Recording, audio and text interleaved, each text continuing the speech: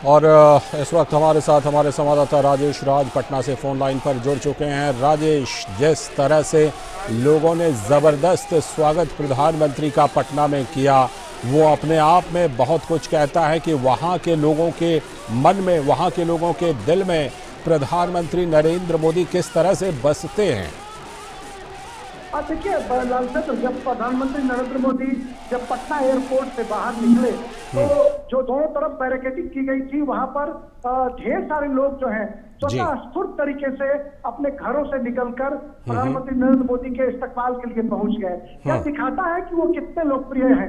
वो कार्यक्रम पहले से निर्धारित कार्यक्रम नहीं था और स्वतः स्फूर्त तरीके से लोग जो हैं पीएम मोदी को देखने के लिए घरों से बाहर निकले और सड़कों पर जो बैरिकेडिंग थी, उस बैरिकेडिंग पर पहुंचकर उन्होंने जोरदार तरीके से प्रधानमंत्री नरेंद्र मोदी का इस्तकबाल किया, अभिनंदन किया, जो दिखाता है कि हिंदुस्तान में जो बिहार जो है वो लोकतंत्र की जननी के रूप में जो प्रतिस्थापित है, उसका नजारा एक खूबसूरत वानगी हम कह सकते हैं कि यहाँ पर बिहार के लोगों ने दिखाने का काम किया। और प्रधानमंत्री नरेंद्र मोदी ने अपने उद्बोधन में उन्होंने जब इस बात का जिक्र किया कि हिंदुस्तान जो है मदर ऑफ डेमोक्रेसी है और उस पर हमें नाज करना चाहिए, तो उन्होंने कहा कि सबसे ज्यादा नाज बिहार के लोगों को करना चाहिए कि अगर हिंदुस्तान मदर ऑफ डेमोक्रेसी है तो उसका क्रेडिट कहीं ना कहीं बिहार को जाता है। और इस बात के लिए उन्होंने बिहार की जबरदस्त सराहना की और कहा कि यह लोकतंत्र की जननी है, यह महावीर और बुद्ध की धरती है। कर्पूरी ठाकुर का जिक्र किया उन्होंने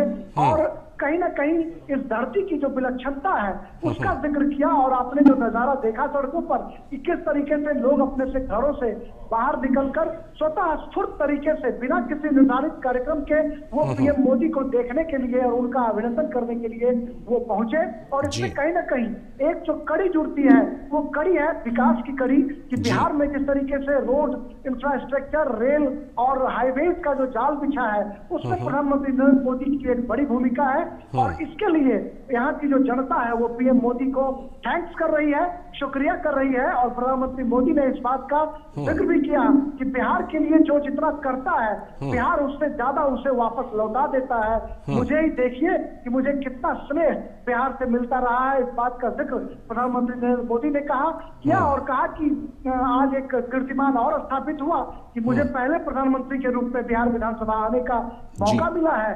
क्या भी मेरे लिए कहीं ना कहीं सौभाग्य की बात है। बिल्कुल। और खास तौर पर जिस तरह से राजेश उन्होंने जिक्र किया, बिहार जितना सशक्त होगा भारत उतना ही समर्थवान होगा और बिहार के वैभव को ना तो मिटाया जा सकता है ना छिपाया जा सकता है।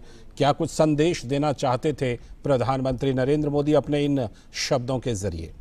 देखिए, प्रधानमंत्री नरेंद्र मोदी ने बिहार की पूरी जो गौरवशाली गाथा है उसको सीधे शब्दों में कहने की कोशिश की और कहीं ना कहीं यह स्पष्ट करने की कोशिश की कि बिहार की जो गौरव गाथा है उसको कोई नष्ट नहीं कर सकता, उसे कोई छिपा नहीं सकता उसको।